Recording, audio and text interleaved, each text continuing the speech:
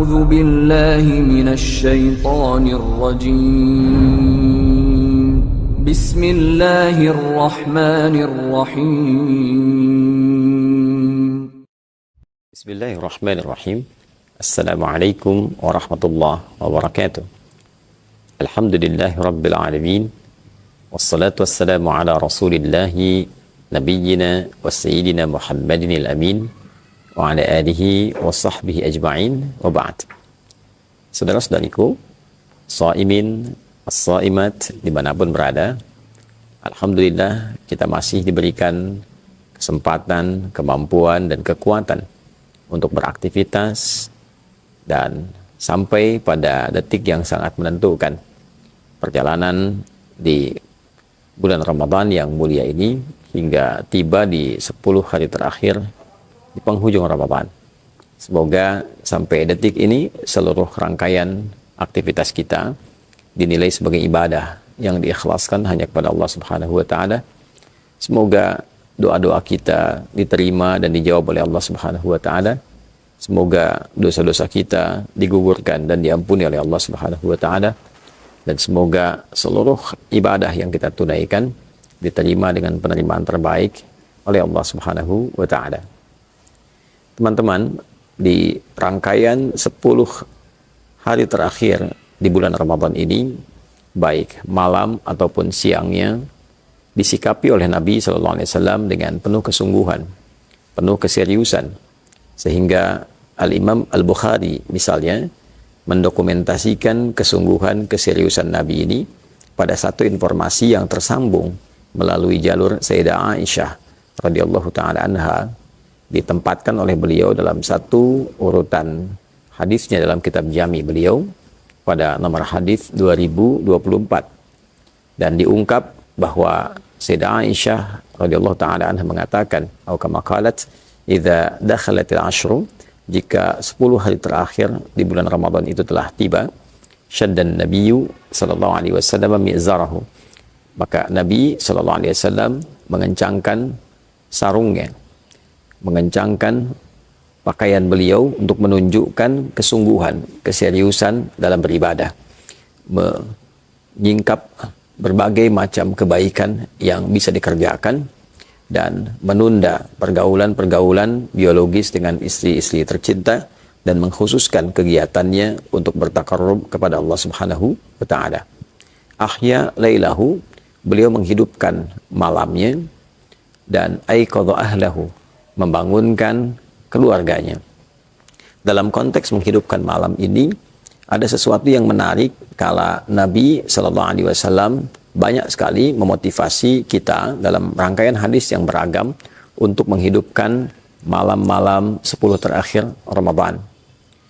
Ada banyak sekali tinjauan dan catatan dari para ulama terkait dengan keistimewaan 10 malam Ramadan ini, dan tentunya tidak mengabaikan keistimewaan yang didapatkan pada siang harinya saat kita menunaikan ibadah puasa. Pada 10 malam terakhir ini ada beberapa momentum yang sangat diburu oleh umat Islam, mengacu pada besarnya potensi kebaikan yang disebutkan dan diisyaratkan oleh Nabi SAW. Di antaranya adalah potensi mencari malam kemuliaan, malam keberkahan. Disampaikan di dalam Al-Quran surah Ad-Dukhan misalnya di ayat yang ketiga, saat Allah Subhanahu wa ta'ala berfirman, Inna anzalnahu fi lailatin mubarakah. Dan demi keagunganku, aku turunkan Al-Quran itu di malam yang penuh dengan berkah. Ya, ayat ini ingin memberikan satu isyarat bahwa ada satu malam yang perjalanan waktu di malam itu seluruhnya diberkahi dengan keberkahan turunnya Al-Quran. Dengan sempurna di surah ke-97, yaitu surah Al-Qadar, dijelaskanlah kemudian di antara detil keberkahan yang dimaksudkan. Saat Allah Subhanahu wa ta'ala berfirman, Inna anzalnahu fi lailatul qadar. Yang dimaksud malam mubarakah, malam yang diselimuti keberkahan itu adalah malam Al-Qadar, malam saat diturunkannya Al-Quran dengan segala keistimewaan dan keagungan yang melekat di dalamnya. Wa ma adraka ma lailatul qadar, tahukah Anda malam Al-Qadar ini, malam yang penuh berkah ini, Lailatul Qadri khairum min alfi syahr. Malam penuh berkah ini diliputi oleh limpahan pahala yang mengungguli, melebihi nilai dari 1000 bulan. Seringkali sementara pakar menghitung 1000 bulan ini kurang lebih ada yang menghitung 82 tahun sampai kisaran 85 tahun. Jadi bila ada seseorang beribadah bertepatan dengan malam ini, maka potensi pahala yang bisa dia raih setidaknya kurang lebih 85 tahun. Orang membaca Al-Quran bertepatan dengan malam ini, maka bacaannya bisa bernilai setidaknya 85 tahun. Anda membacakan Alif Lam Mim seakan mendapat pahala. Bacaan itu lebih daripada 85 tahun membaca Alif Lam Mim tanpa henti. Ada orang menunaikan sholat bertepatan dengan malam itu, maka sekalipun sholat yang ia tunaikan 2 rakaat misalnya, seakan ia menunaikan sholat dimaksud lebih daripada 85 tahun. Tanazzalul malaikah, malaikat berbondong-bondong turun. Saking banyak yang turun, dijelaskan dalam ayat itu dengan menggunakan formulasi tanazzalu fi'il mudhari'nya itu pertamanya itu tidak difungsikan. Karena dalam yang standar biasa, kata itu akan diungkap dengan kata tatanazzal. Tanazzala yatanazzalu. Tatanazzalu. Tapi ketika taknya dihilangkan satu, dalam ilmu makna di bahasa Arab menunjukkan sesuatu yang cepat. Sesuatu yang cepat. Tanazzalu. Cepat sekali malaikat itu turun. Dan bukan hanya cepat, banyak yang turun. Ya, saking banyak dan cepatnya sehingga padat keadaan bumi itu digambarkan oleh para mufassir, dan saking padatnya suasana alam menjadi lebih tenang. Tanazzalul malaikatu, para malaikat itu turun fiha di malam itu, ya. Kemudian apa yang mereka kerjakan? Banyak hal, ya. Mereka menyertai berbagai macam perkara, persoalan. Yang zikir ikut malaikat berzikir, yang sholat ikut sholat, yang membaca Al-Quran disertai bacaan Al-Qurannya, yang berdoa disertakan permohonan jawaban, yang memohon ampunan disertakan permohonan pengampunan kepada Allah Subhanahu wa Ta'ala.